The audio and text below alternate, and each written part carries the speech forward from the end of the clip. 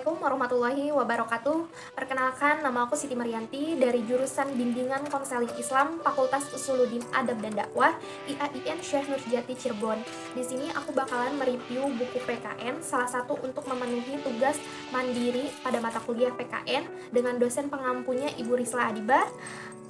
Dan aku bakalan mereview buku PKN ini karya dari Dr. Ujang Chandra SSH MH. Nah, buku ini diterbitkan pada tahun 2018 dan terdapat 337 halaman dan terdapat 7 bab di dalam buku ini.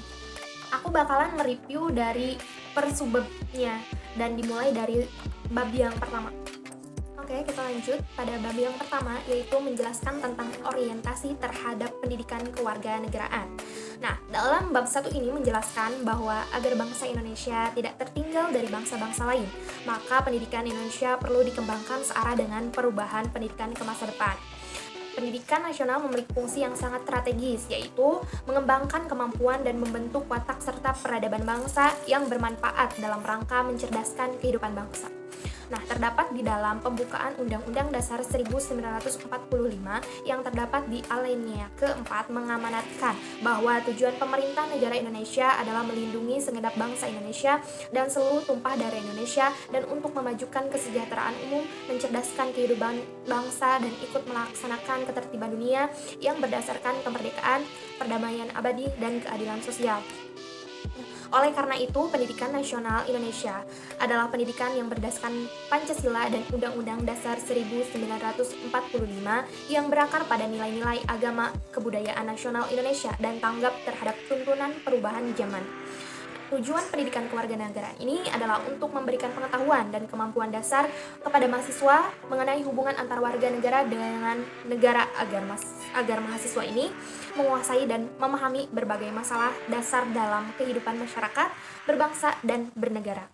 Nah, fungsi pendidikan kewarganegaraan sebagai kelompok mata kuliah pengembangan kepribadian atau MPK di perguruan tinggi berfungsi sebagai orientasi mahasiswa dalam menetapkan wawasan dan semangat bangsa, cinta tanah air, demokrasi, kesadaran hukum, penghargaan atas keragaman, dan partisipasinya membangun bangsa berdasarkan Pancasila. Oke, itu merupakan penjelasan dari bab 1. Nah, dilanjut untuk bab yang kedua, yaitu memahami identitas nasional sebagai karakter bangsa Indonesia. Nah, pada bab kedua ini menjelaskan asal-usul nenek moyang bangsa Indonesia yang berasal dari Asia Tengah semenjak tahun 2000 sebelum Masehi sampai dengan tahun 500 sebelum Masehi, telah menjadi migrasi penduduk purba dari wilayah Yunan, Cina Selatan ke daerah Asia bagian selatan, termasuk daerah Kepulauan Indonesia, karena adanya suatu bencana alam hebat atau adanya perang antar suku bangsa. Bangsa Proto-Melayu juga, atau disebut dengan Melayu tua, adalah nenek moyang bangsa Indonesia yang merupakan orang-orang Austronesia yang pertama kali datang ke Nusantara pada gelombang pertama, sekitar tahun 1500 sebelum Masehi. Bangsa Melayu memasuki wilayah Indonesia melalui 2 jalur, yaitu jalur barat melalui Malaysia, Sumatera, dan jalur utara atau timur melalui Filipina, Sulawesi. Bangsa Deutero Melayu atau bangsa Melayu muda adalah nenek moyang bangsa Indonesia yang merupakan orang-orang Austronesia yang datang ke Nusantara pada gelombang kedatangan kedua, yakni pada kurun waktu 400 sebelum Masehi sampai 300 sebelum Masehi. Bangsa primitif sebetulnya adalah bangsa yang sebelum kelompok Austronesia datang ke wilayah Nusantara. Nah, istilah Indonesia dikenal juga dengan istilah Nusantara yang berasal dari kata Jawa kuno, yaitu Nusa yang berarti pulau dan Antara yang berarti hubungan, sehingga kata Nusantara berarti rangkaian pulau-pulau. Identitas nasional berasal dari kata identitas dan nasional. Identitas secara harfiah berarti ciri-ciri, tanda-tanda, atau jati diri yang melekat pada seseorang atau sesuatu yang membedakannya dengan yang lain. Sedangkan kata nasional merupakan identitas yang melekat pada kelompok-kelompok yang lebih besar yang diikat oleh kesamaan-kesamaan baik fisik seperti budaya, agama, bahasa maupun non-fisik seperti keinginan, cita-cita, dan tujuan. Nah, tujuan dari negara Indonesia ini terdapat di pembukaan Undang-Undang Dasar 1945 alinea keempat yang tadi sudah dijelaskan di bab yang pertama. Oke, Dilanjut, untuk unsur-unsur identitas nasional, yaitu terdiri dari pola perilaku, lambang-lambang, alat-alat, perlengkapan, dan tujuan yang ingin dicapai. Faktor-faktor pembentukan identitas nasional ini yakni primordial, sakral, pokok, kesediaan bersatu dalam perbedaan, sejarah, perkembangan, ekonomi, dan kelembagaan. Nah, Pancasila sebagai identitas nasional ini yaitu salah satu bentuk identitas nasional bangsa Indonesia. Dengan kata lain, Pancasila dipergunakan untuk petunjuk arah sebagai semua aktivitas atau kegiatan dan kehidupan di berbagai segala bidang, yang berarti semua tingkah laku dan tindakan atau perbuatan manusia Indonesia harus dijiwai dan merupakan pancaran dari semua sila Pancasila. Bhinneka Tunggal Ika juga merupakan simbol negara kita juga, dan dalam negara pluralistik ini, kemajemukan bangsa merupakan kekayaan kita. Dalam bingkai Bhinneka Tunggal Ika adalah semboyan negara kita sebagai modal untuk bersatu yang sekaligus menjadi tantangan bagi bangsa Indonesia baik kini maupun masa yang akan datang. Bhinneka Tunggal Ika sebagai bentuk identitas keragaman bangsa Indonesia. Bangsa Indonesia adalah bangsa yang majemuk karena terdiri dari berbagai suku bangsa, adat istiadat, daerah, serta agama yang berbeda-beda. Keanekaragaman tersebut terdapat di berbagai wilayah yang tersebar dari Sabang sampai Merauke. Kenyataannya yang tidak dapat ditolak bahwa masyarakat bangsa Indonesia secara sederhana disebut sebagai masyarakat yang beragam budaya. Yang ketiga yaitu memahami Pancasila sebagai ideologi bangsa dan negara. Nah, pada bab yang ketiga ini menjelaskan bahwa istilah-istilah ideologi berasal dari kata idea yang berarti gagasan, konsep, pengertian dasar, cita-cita, dan logos yang berarti ilmu. Jadi, ideologi berarti ilmu pengertian-pengertian dasar atau dalam pengertian sehari-hari. Idea disamakan artinya dengan cita-cita. Nah, cita-cita yang dimaksud ini adalah cita-cita yang bersifat tetap, yang harus dicapai. Makna ideologi bangsa Indonesia pada hakikatnya ideologi adalah hasil refleksi manusia berkat kemampuannya mengadakan distansi terhadap dunia kehidupannya. Maka terdapat suatu bersifat dialektis antara ideologi dengan masyarakat negara. Ideologi nasional berupa kumpulan pikiran-pikiran rakyat yang mengandung pandangan tentang keadaan bangsa, memuat perspektif atau harapan masa depan bangsa, dan memberi arah serta dorongan bagi seluruh kegiatan manusia. Ideologi liberalisme tumbuh dari konteks masyarakat Eropa pada abad pertengahan feodal, di mana sistem sosial ekonomi dikuasai kaum aristokratis feodal dan menindas hak-hak individu. Ideologi konservatif ketika liberalisme menggoncangkan struktur masyarakat feodal yang mapan. Golongan feodal berusaha mencari ideologi tandingan untuk menghadapi kekuasaan persuasif liberalisme. Ideologi sosialisme, komunisme, sosialisme merupakan reaksi terhadap revolusi industri dari akibat-akibatnya. Awal sosialisme yang muncul pada bagian pertama pada abad ke-19 dikenal dengan sosialis utopia.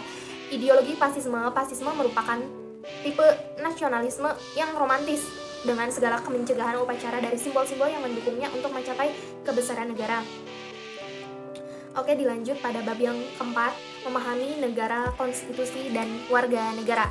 Nah, pada bab yang keempat ini menjelaskan secara etimologi istilah negara berasal dari kata status atau statum, adalah suatu istilah abstrak yang menunjukkan keadaan tegak dan tetap atau sesuatu yang memiliki sifat tegak dan tetap. Hakikat negara atau esensi negara ialah suatu organisasi baik dalam arti statis maupun dinamis untuk melaksanakan kegiatan-kegiatan yang bertalian dengan pelaksanaan kekuasaan oleh badan-badan negara atau administrasi negara untuk mencapai tujuan negara itu. Menurut J. Barron, negara-negara modern sekarang selalu berfungsi dan bertujuan untuk menyelenggarakan kesejahteraan umum dalam arti yang seluas-luasnya, baik politik, ekonomi, sosial, dan kultural. Macam-macam bentuk negara, yaitu negara kesatuan adalah yang mengatur semua kekuasaan di lingkungan wilayah negaranya yang berkuasa penuh hanya pemerintah pusat. Negara serikat adalah suatu negara yang mempunyai negara bagian. Negara tersebut merupakan gabungan dari beberapa negara. Negara bagian tersebut awalnya berdaulat sendiri, kemudian menggabungkan diri dengan negara serikat.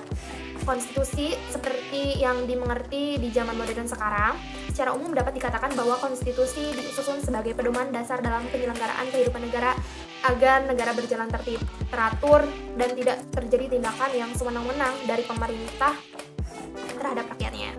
Warga negara merupakan terjemahan dari kata citizen yang mempunyai arti warga negara, petunjuk dari sebuah kota, sesama warga negara, sesama penduduk, orang setanah air.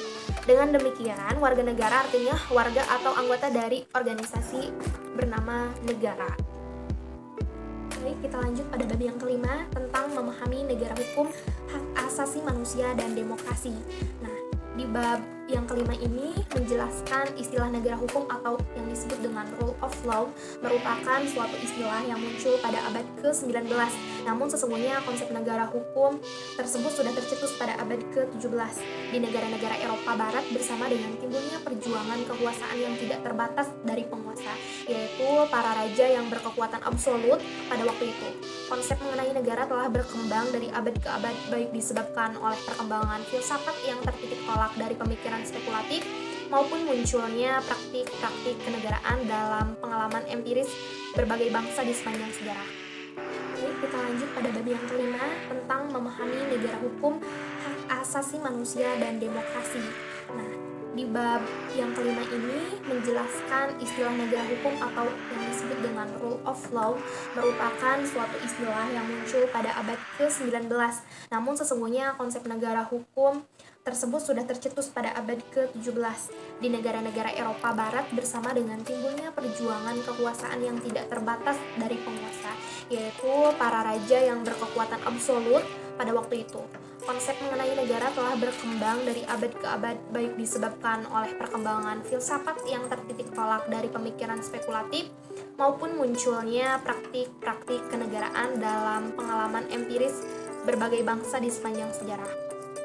Pengkaliman Indonesia sebagai negara hukum apabila dicermati dan ditelusuri dari substansi pembukaan maupun pasal-pasal Undang-Undang Dasar 1945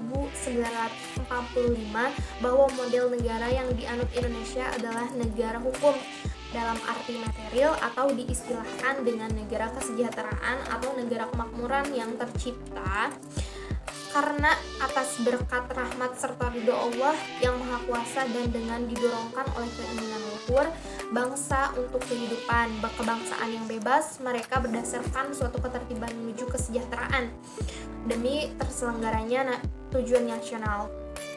Pengertian human right. Nah, ini menyangkut perlindungan terhadap seseorang atas penindasan oleh siapapun, negara dan bukan negara. Sedangkan dalam pengertian human right menyangkut perlindungan seorang warga negara untuk penduduk dari penindasan oleh negara.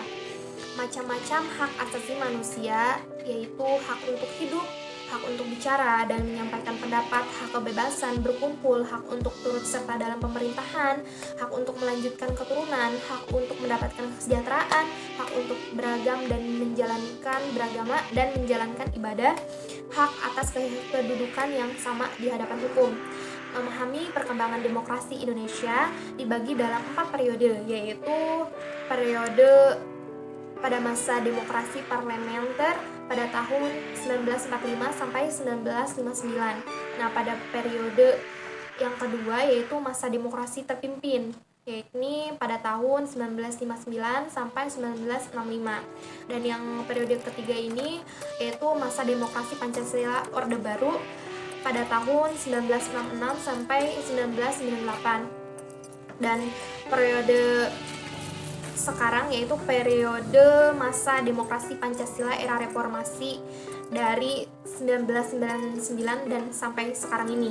Istilah demokrasi sendiri berasal dari bahasa Yunani yaitu demos yang berarti rakyat dan certain berarti pemerintah. Secara harfiah, istilah demokrasi mengandung arti pemerintah rakyat berarti rakyat berkuasa, yang kemudian lebih dikenal dengan pengertian pemerintah dari rakyat, oleh rakyat, dan untuk rakyat. Nah, dari prinsip-prinsip demokrasi Pancasila yaitu pemerintah dijalankan berdasarkan konstitusi, adanya pemilu secara berkesinambungan, adanya peran-peran kelompok kepentingan, adanya penghargaan atas HAM serta perlindungan hak minoritas. Demokrasi Pancasila merupakan kompetisi berbagai ide dan cara untuk menyelesaikan masalah. Ide-ide paling baik akan diterima, bukan berdasarkan suara terbanyak.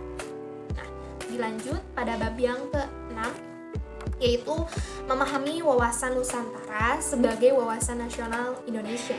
Nah, pada bab yang ke-6 ini menjelaskan istilah wawasan Nusantara sebagai konsep wawasan nasional Indonesia, berasal dari dua kata, yaitu wawasan dan Nusantara.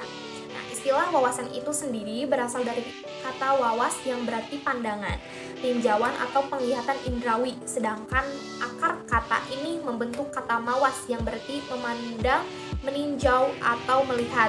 Sedangkan wawasan berarti cara pandang, meninjau atau melihat. Sementara itu istilah Nusantara berasal dari kata nusa yang berarti diapit, dan di antara dua hal istilah Nusantara dipakai untuk menggambarkan kesatuan wilayah perairan dan gugusan pulau-pulau Indonesia yang terletak di antara Samudra Pasifik dan Samudra Indonesia, serta di antara benua Asia dan benua Australia.